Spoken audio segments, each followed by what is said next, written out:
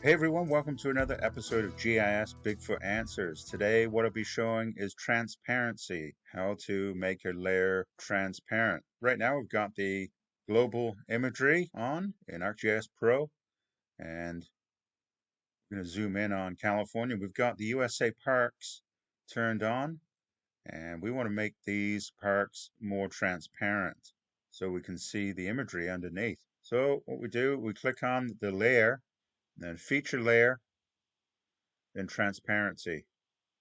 You can turn this up. This is being streamed through the web, so that's why there's a delay on this. I'm going to turn this up a little bit more, and maybe a little bit more than that. And then you can really see that, really see the imagery below the parks.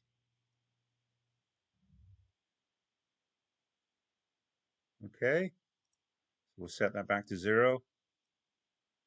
So no transparency. What you can also do is you can click on the layer, right click, color properties, and you can, this is the national parks we're working on right now. You can increase that transparency. But then you have to click OK. The other one is dynamic. So you have to click OK. There you go. So I'm going to go back to that. Right click on the actual national parks, color properties, set back to 0, click OK, and no transparency. Personally, I like the other one where it's controlling the entire layer, not just the classes within. And this is also, like as I said, this is dynamic. It's actually working as I move that slider.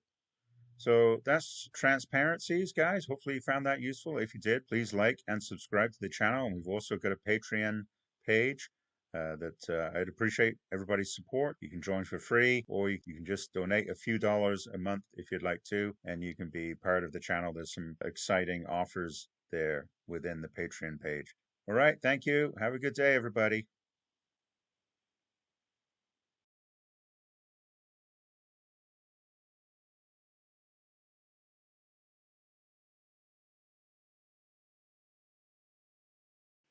Hey everyone, welcome to another episode of GIS Bigfoot Answers. Today what we'll be doing is looking at Model Builder within ArcGIS Pro. And Model Builder is used to make your workflows easier. And you can schedule these tasks and have them execute every day or whenever you can schedule them, whenever you want to schedule them. And today what we'll be doing is just a basic export from an ArcGIS online feature service to a shapefile. So you basically, what you're doing is you're backing up that data, bringing it back to a local source so you can have that as a backup. Or, maybe you want to use it in a different application perhaps.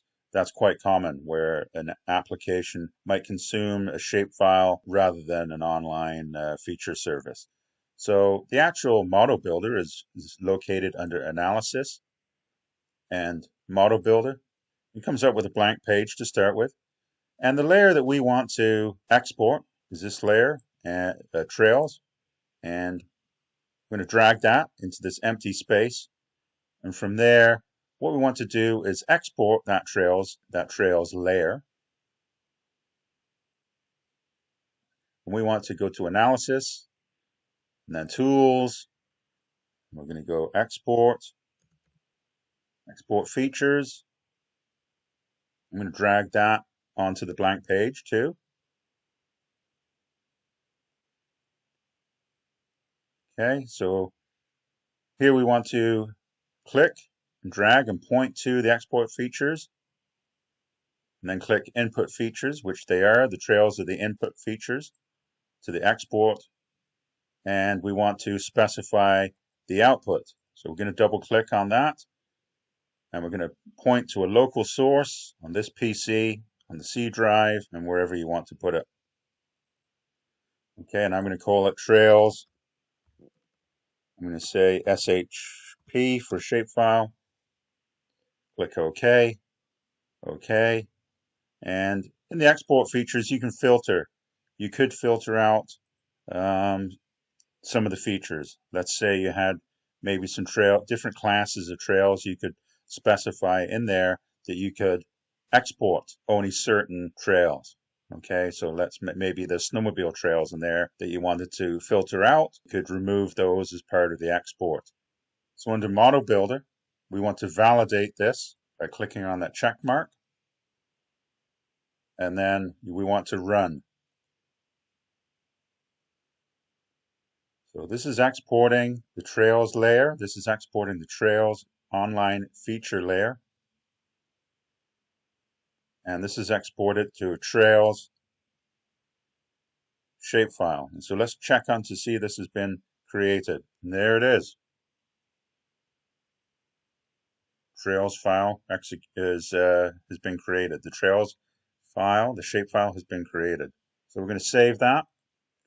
So the next part of this, I want to run this like every day because I'm editing the trails live on ArcGIS Online, and I want to export that shapefile every evening. So what we're going to do, we're going to save this, and that is saved to under your project default under the toolboxes.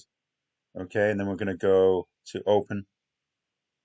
And now what we're doing is we're going to schedule this task of exporting from ArcGIS Online, the layer, to a shapefile.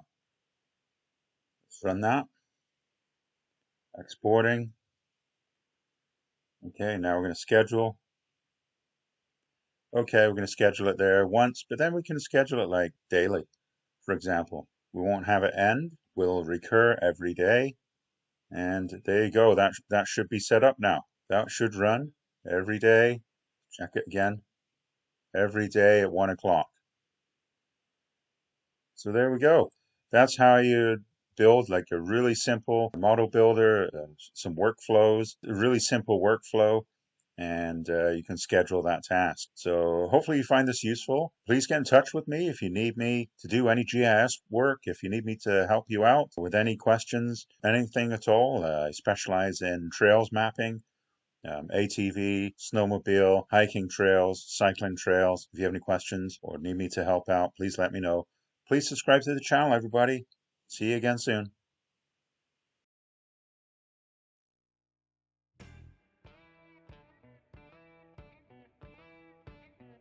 Hey everyone, welcome to another episode of GIS Bigfoot Answers. Thanks again for joining me on this journey, and I'd like to thank all my patrons on the Patreon channel who have joined and appreciate all your support. This is a quick video on how to remove the service layer credits on a map. And those service layer credits could be, for example, ESRI, it could be the USGS, it could be various government sources, or even private companies, private mapping companies that have provided the data that goes into the base maps or any other maps that you might have, your own base maps perhaps that you've created. And these service layer credits, by default, they're put at the bottom right hand corner of the map, but sometimes they get in the way of some of the details on the map. You might want to remove them or move them to another location. So in this example, I'm going to move them from the map, where it might be covering part of the map, to outside of the map, just below the map. What you do, obviously, you can click on the map, but you can't move these credits. When I say credits, I don't mean ArcGIS credits, as in credit usage for storage or applications or different uses, where Esri charges you credits. These are credits, meaning the data is being supplied by these agencies to create this map. Insert, go over to dynamic text, and then you pan down to service layer credits. Right there. So click on that, and then I'm going to highlight where I want those credits to be plotted, and there you go, they've moved. And actually now you've created a box so you can actually move it off the map. I don't suggest doing that if you're making an official map. Maybe if you're just making a map for personal use, you could move them off of the page, but I'm going to move them down below the map, so I can put them down there, and I can put my north arrow and my scale bar down there too. That's how you can move your layer service credits. So thanks everybody for watching. That was a really quick video, but some of these videos that I've created in the past, I'm getting huge numbers and huge responses from people saying thank you for these quick videos, very simple solutions, but people seem to appreciate this, and this is something that I came across in the last few months. I was like, oh, how do I do that? And I just wanted to show everybody how to do this. And thanks for watching, everybody. And please like and subscribe to the channel. And if you really like things and you're really interested in GIS, or if you're really interested in Bigfoot, or if you're interested in how mapping can be used to solve the mystery of Bigfoot, please subscribe to the channel, or even join the Patreon channel. That'd be awesome. I appreciate all your support, everybody. Thanks a lot.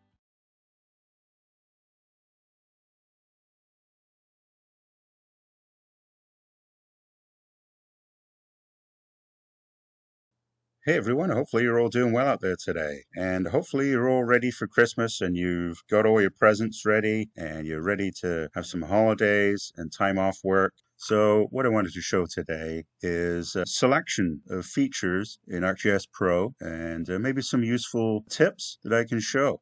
So we've got multiple layers on the map right now. We've got the Bigfoot sightings database. We've got USA parks. We've got counties, USA counties. We're not selecting anything off the imagery. So we've got these layers, and under the map ribbon, you've got select. So this is selecting geographically. The first one is by rectangle, and I'll just show you what happens if we select a certain area. Let's say we want to select within that rectangle. Okay, so you've got the Bigfoot sightings in the white and black footprints. They are being selected. You've got the counties that are selected, and you've got the parks that are selected too. What if I just wanted to select the Bigfoot sightings? What I can do, I can go to the layer in the table of contents, right click, and we're going to go to selection, and then we're going to say, make this the only selectable layer. So I'm going to click on that. Now if I select in that rectangle, only those Bigfoot sightings, those points, will show as being selected. Now let's say if I want to look at the attribute table of that layer, we can go down and click on Show Selected Records. And they're highlighted in teal too. So not only they're highlighted in teal on the map, they're also highlighted in teal and only show the selected records in the attribute table. I can clear to start again. And as you'll see in the attribute table, that is also cleared. So there isn't any highlighted. There's nothing highlighted on the map right now. And again, you'll see the clear function. It's grayed out because there isn't any highlighted features. Let's say I wanted to change that to the USA parks. I can go selection, make this the only selectable layer, do my selection. This time I'm going to go by polygon. So you can sketch out an area, it's more defined. You can also, there's other selection methods there too. And so you'll see the parks are selected in that polygon that I sketched out. And again, if I look at the attribute table and then click on Show Selected Records Only, there they are. The ones that are highlighted on the map are highlighted in teal, also in the attribute database. Let's say I wanted to highlight parks and the Bigfoot sightings together. What you can do, you can click on this list by selection, and as you can see, the parks are checked on as being selected, but I'm going to check on also the Bigfoot sightings database. So, and I'm going to clear, and then highlight an area, double click to end, and there you go. You will see the parks is selected and also the Bigfoot databases, the points, they're also selected. In the selection list, I'm just going to turn off the parks again, clear, and we can select by a circle too. So I'm going to highlight this, and it should just select the, it's going to select just the Bigfoot sightings. And let's check on those again in the attribute table, and there you go. There they are, highlighted. So I just wanted to show these different methods of selection by geographic selection. There is also select by location, but that'll be another video. And you can clear, or you can also zoom to. So that'll zoom to the extent of your selected features. Let's just do that again. We will go over here, highlight, okay, and then zoom to. And if I want to add to my selected features, I can hold down the Shift key and select more and add to selected. And you can also go on the fly to change to a rectangle. And let's say we zoom out, and there's another selection we want to make over in a different part of the country. And there you go. Yeah, hopefully you found this useful. If you did, please subscribe to the channel. And thanks for watching, everybody. And if I don't do another video by the end of the year, Happy New Year and have a good Christmas, everyone.